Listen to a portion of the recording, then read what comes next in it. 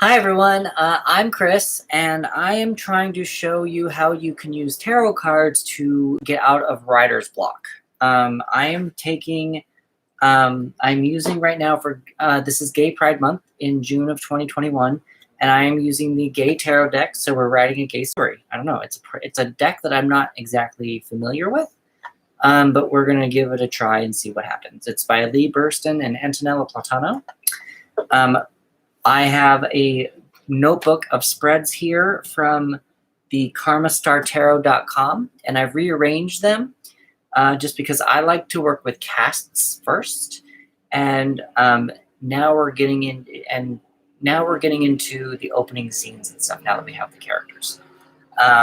So today we are doing the opening scene spread, and in these directions of the opening scene spread, it says to go back to day 0, which I believe I did on day 1, 2, 3, 4, 5, 6, 7, 8, 9, day 9.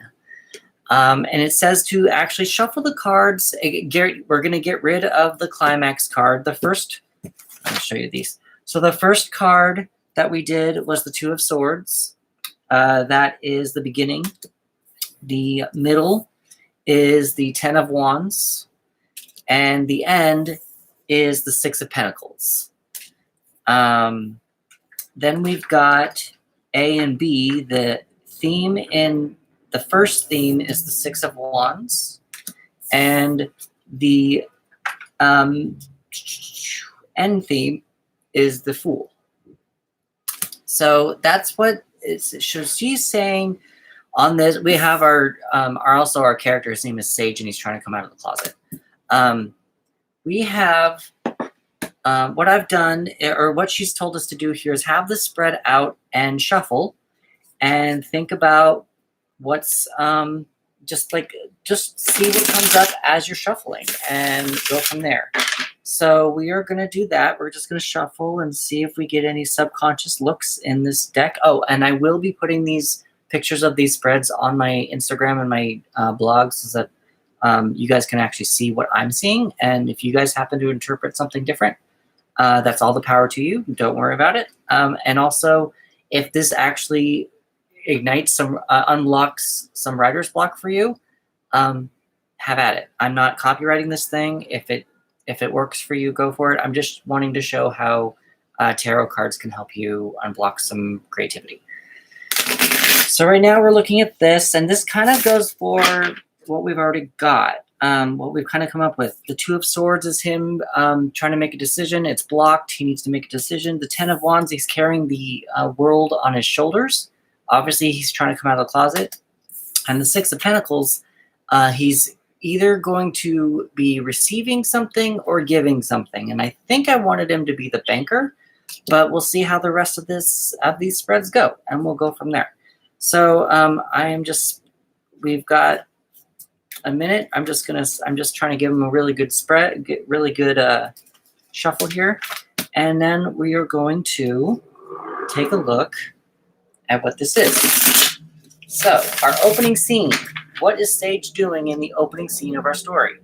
So we have, I'm going to make some room over here on my desk. Gotta clear some stuff. Okay, so this is a 1, 2, 3, 4, 5, 6, 7, 8, 9, 10 card spread. So I'm going to leave this other spread over to the side just so that I can see it and see if I can connect it with the 2 of Swords, just because that's the Act 1. So number 1 is the opening hook. Number 2, or actually A, is the problem. Yes, A is the problem. B is the solution. C is the contribution. Okay. We've got 2 is the setting. D is the mental space.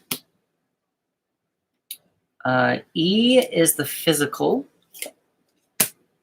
F is the feeling. We've got 3 is the conclusion. And 4 is what's next. I mean, it's still 10 cards, but it's different. Okay, so again, I'll put these up. I'm going to show you what these are right now and what we see, and we'll go from there. Okay, so the opening hook, we have the 8 of Swords reversed. So he's not feeling trapped. The 8 of Swords is like a self-imposed trap. So maybe he's not feeling self-imposed trappedness right now.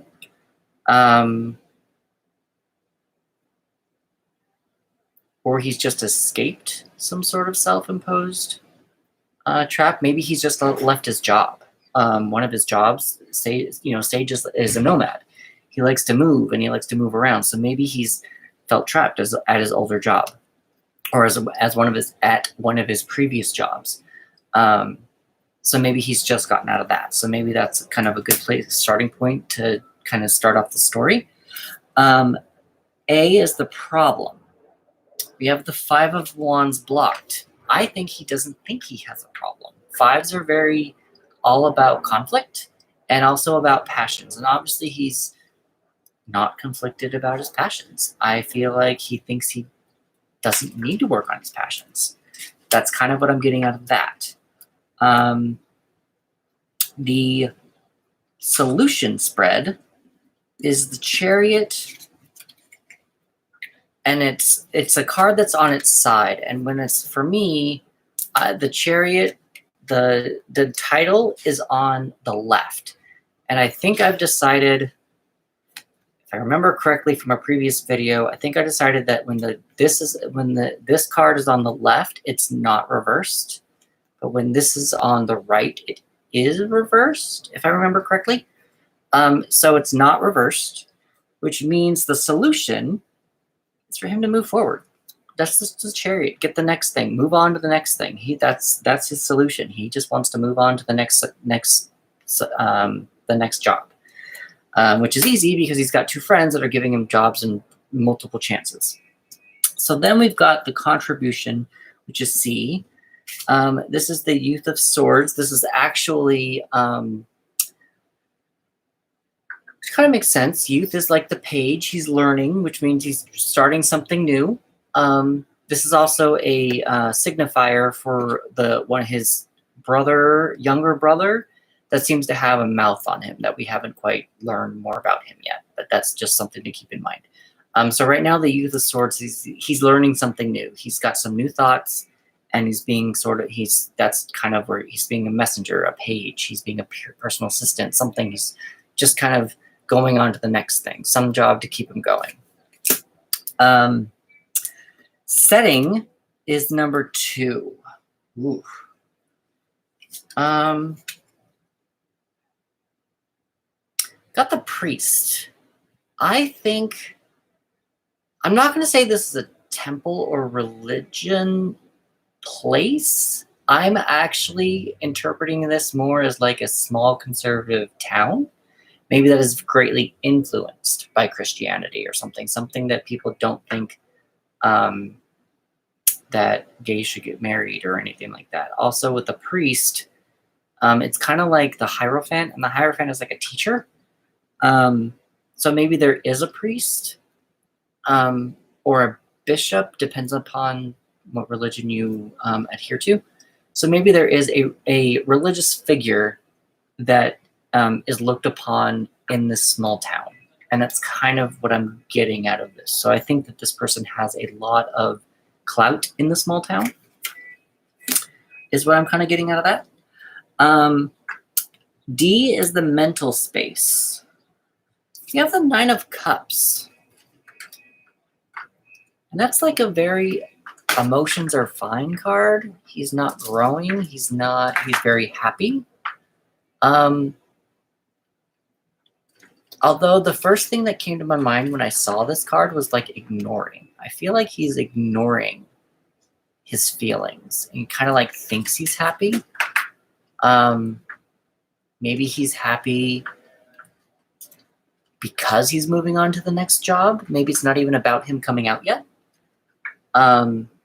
Or actually, you know what? It could also be mentality. Like we've already discussed, he has two people who are giving him second chances, who give him money, who give him jobs. So maybe he's just like, I don't have to the job is going to be given to me. I don't have to look for it. It's just the universe is taking care of me. And he's kind of like just waffling around, like not even caring. So probably one of those things. He's not worried. He's not worried about being a nomad. He's not worried about not having a job, not being able to eat his next meal, even though it's freelance, which is something completely different. Because usually as a freelancer, sometimes you don't know where your next meal is coming from. That's a completely different video. So E is the physical, which actually is kind of interesting. You got the Youth of Pentacles. He feels hot, or he feels like he has energy. I mean, I think that he has the looks to be able to get the job. He doesn't look like a nomad. I think that he is a sage as a young man who maybe is looked upon by older gentlemen. He's a bad looking guy, and he's able to feed himself so he doesn't look sick, kind of a thing. F is the feeling. That's self-hatred reversed. And I kind of feel like this is him blocking himself coming out and accepting that he's gay. It's kind of what I'm getting out of this. He's blocking it. He's putting it down, not thinking about it, because he's living in this conservative town with a priest and major religion that keeps telling him things. So maybe he's actually just accepting their perspective, or is not happy with their perspective, but doesn't know how to unself-hate himself. Does that make sense? So then we've got the conclusion to this opening scene.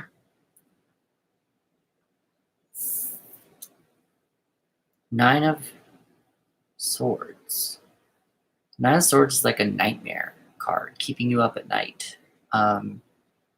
Memories. This is obviously a war veteran who just can't stop thinking about airplanes in the war, but this is also reversed. So the conclusion to this,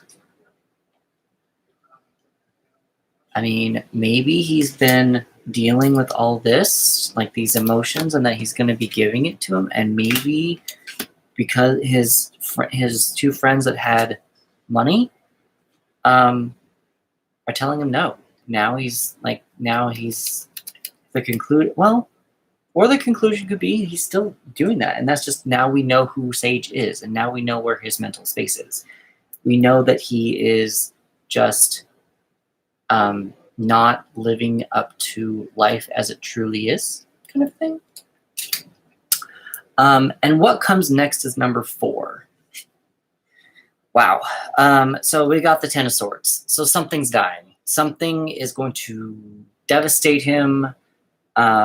Maybe this is the thing that actually, that what comes next is that one of his friends actually does, like, take away the job opportunities that he's been getting, and maybe now he has to man up.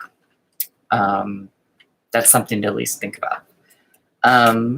So really fast before I end here, because that's the spread, I'm going to go back to the actual thing. And she says to card 2 is the setting, conclusion of the scene, 3, 4, opening hook.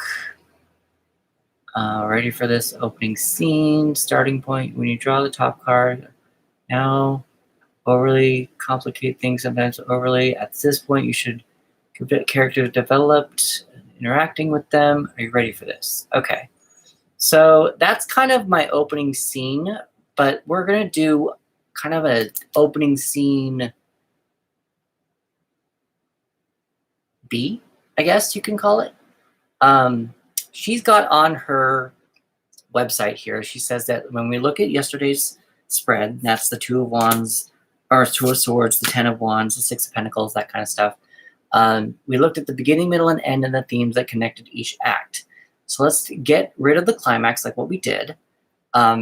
Shuffle the cards, and when you're ready, draw the top card and cross it with the second, and the first card is going to represent the status at the beginning of the story based on your concentration of the story you already had vaguely outlined, and the card crossing it will be the overarching problem for the story.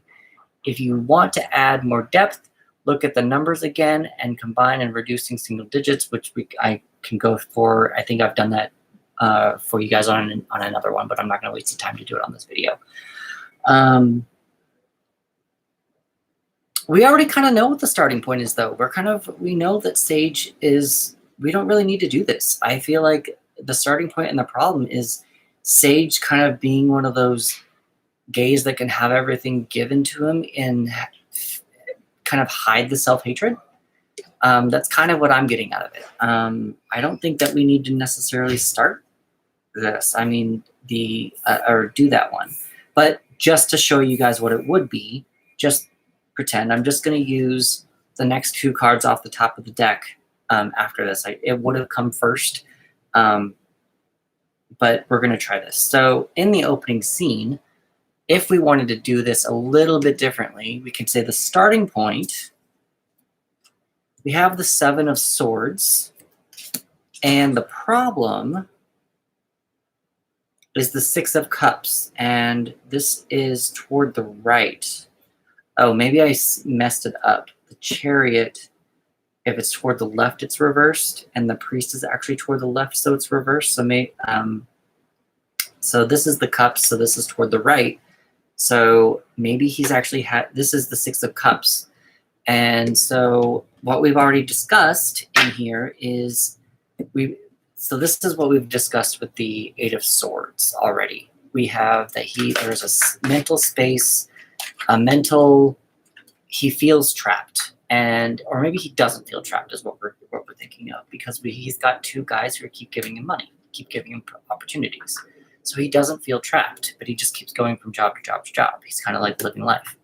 So if we go from there, so if we take it one step further back, we've got the 7 of Swords. 7 is also conflict.